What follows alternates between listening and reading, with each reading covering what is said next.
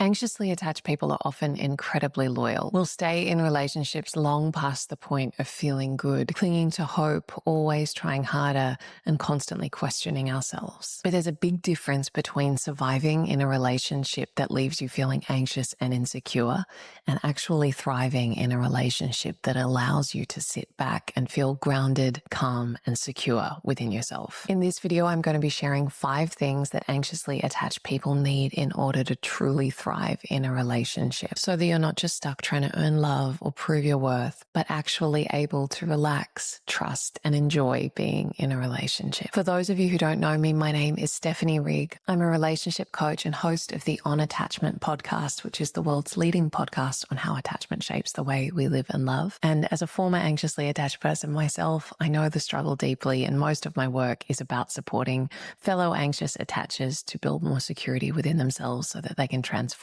their lives and relationships. And on that note, I have a free training called How to Heal Anxious Attachment. It's a 75-minute training. Thousands of others have attended and found it super helpful. So I'm going to drop the link in the comments below for anyone who'd like to check that out. So let's dive into 5 things that anxiously attached people need to thrive in relationships.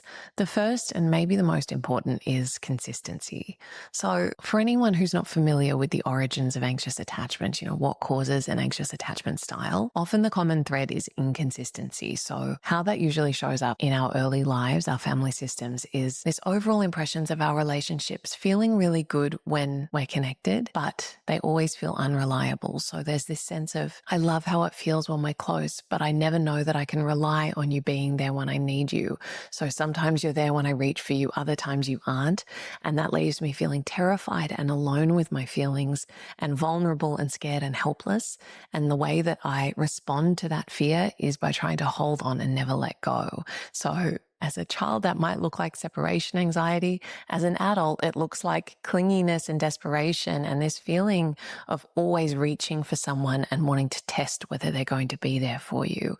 And that's why inconsistency is so triggering for anxious attachers in their romantic relationships. So if someone is there one day and then they're not the next, or you can reach them and then all of a sudden you can't, or they're being hot and cold, that touches some of our deepest imprints and wounds around relationships. And so is deeply familiar, but also very, very triggering, and a huge part of learning to trust in the safety of relationships for anxiously attached people so that you don't have to be in that hypervigilant anticipatory mode all the time is finding and building a relationship where consistency is a cornerstone feature. It should really be something that you treat as a non-negotiable. And so if someone is really exhibiting a lot of mixed signals or inconsistent behavior, that's something to really consider whether that's the kind of relationship you want to be in, because that will continue to trigger your anxious attachment patterns, and it will be really hard for you to build something secure on a foundation of inconsistency. The next trait that will really help anxiously attached people to thrive in a relationship is validation. So again, this is often a feature of the early attachment environment for people with anxious patterns, is invalidation. So directly or indirectly getting the message that your experience is too much, that you're too sensitive, that you're too needy. Maybe you were dismissed for that. Maybe there was just so much chaos going on around you that you internalized the message somehow that your needs were not allowed or not welcome. So you've likely carried this pattern of diminishing, downplaying, suppressing your own needs and feelings, maybe doubting yourself whether you're even allowed to have those feelings. And it's only when someone else says to you, like, yeah, that makes sense, fair enough, that you actually exhale and go, oh, okay, I'm all right to feel the way I do. But your first instinct is probably to question whether you're allowed to have the experience that you're having. And so whenever you go to express a need or share something that's bothering you, you're probably bracing and preparing for the other person to tell you that you're wrong, or to dismiss you, or to become defensive, or whatever it might be. And that really deepens and entrenches you in those patterns of feeling invalidated, feeling like you're not allowed to have the experience that you're having, and you end up invalidating yourself in the process. So building a relational environment that feels really validating, and that quite simply sounds like, a partner who can say, like, yeah, that makes total sense that you'd be feeling that way. If you share a concern, they say, I hear you. I hadn't thought about it that way, but now that I'm hearing you say that, makes perfect sense that you'd be upset by that, or that you'd be worried or uncomfortable or whatever. Or even like, I don't see it that way, but it matters to me that you feel safe. So like, I'm happy to compromise or whatever. Someone who's able to meet you in your experience and really honor the realness and the validity of that experience in a way that allows you to settle and not feel like you have to be, on the front foot and over explaining and proving and justifying and rationalizing yourself, because that is what most anxious people will do. And it's really exhausting. And it does tend to keep us stuck in those patterns. Okay, next up is clear and responsive communication. So this sort of loops back to the first one around consistency.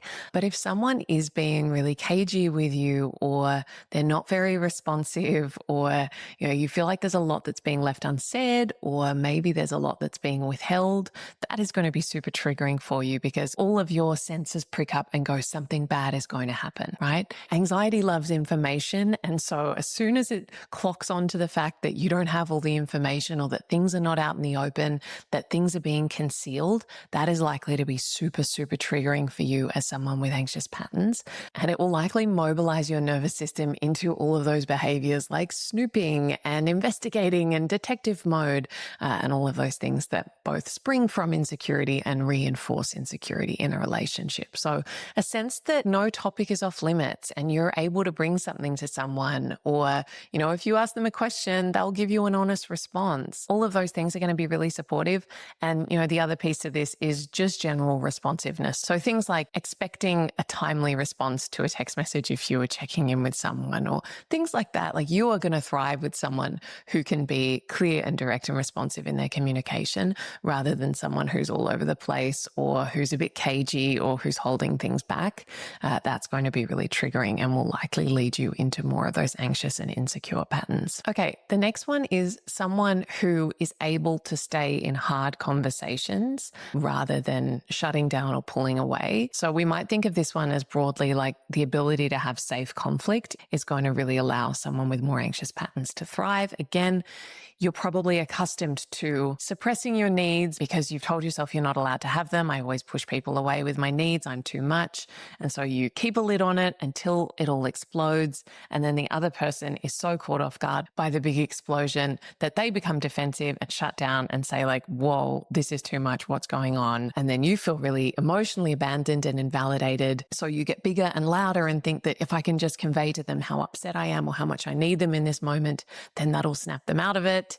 That tends not to work. It just pushes them further away. And then you're both left there with your backs turned to each other, feeling disconnected and alone and hurt. And it's all a bit of a shit show. So that is not good for anyone. And it's certainly not good for an anxious attacher who has all of those patterns. So having someone who can stay in conflict. Now, really important here that what I'm talking about is not someone who will sit and have those really long drawn out circular conversations that anxiously attached people can sometimes find themselves in. I have certainly been there. That's not necessarily helpful for anyone either. But being able to just stay regulated enough in conflict that a partner might say, look, I feel like we're going around in circles. This is important to me, but I think we need to take a time out, and can we come back to it later? Like, that's still likely to be really soothing to an anxiously attached person's system, because it's validating, because it recognizes and honors the relationship and the gravity of whatever is being discussed. It says like, if this matters to you, it matters to me. But there can still be boundaries around those conversations around conflict, but it is just being dealt with in a mutually respectful, caring, loving way that honors conflict as a necessary part of relationships in order to understand each other's unmet needs and really tend to those things and find a mutually beneficial solution and ultimately repair and move forward. So that kind of dynamic is going to be really, really supportive to someone with anxious patterns and will allow them to really thrive. Okay, last but not least is a shared vision and sense of investment in the relationship. So for someone with anxious patterns to be in a relationship with someone who feels like they're all in, and you really have that sense of like, we are both on this train and we're going to the same place. We can talk about the future. We can talk about our vision for our relationship and our life together. I mean, obviously this is not going to be the case if you've just met someone and it's your second date. But if it's a serious relationship, feeling like you are on the same page and you are future thinking and you're building a shared vision and you're collaborating in that and it feels connective, that is going to be so medicinal for someone with anxious attachment. Not only does that really feed their deep desire for connection, but it soothes the part of them that does have these deeper fears around, am I going to be abandoned at a moment's notice? Does this person really want me? Being able to have that shared vision and a sense of building a life together that feels really co-created, and that like we're both all in on this and this is exciting for us both and we're working towards that together. That is really, really helpful for someone with anxious patterns who might otherwise wonder, like, where are we going and what's happening, and are they committed to me because I'm committed to them? When it starts to feel maybe imbalanced or uncertain in that way, that can breed a lot of other fears around abandonment and rejection. So having that sense of like we're both all in and we're going to the same place is really, really helpful in supporting anxious folks to thrive. Okay, guys, if you're anxiously attached and watching this, as I said, definitely check out my free training. You might also want to check out my recent video around what avoidant partners need to thrive. If you have an avoidant partner or if you are the avoidant partner, understanding the other side of the equation can be really helpful as well in building healthy, balanced, reciprocal relationships, which is what we're all trying to do. Otherwise, thanks for watching, and I hope to see you in the next video. Thanks, guys.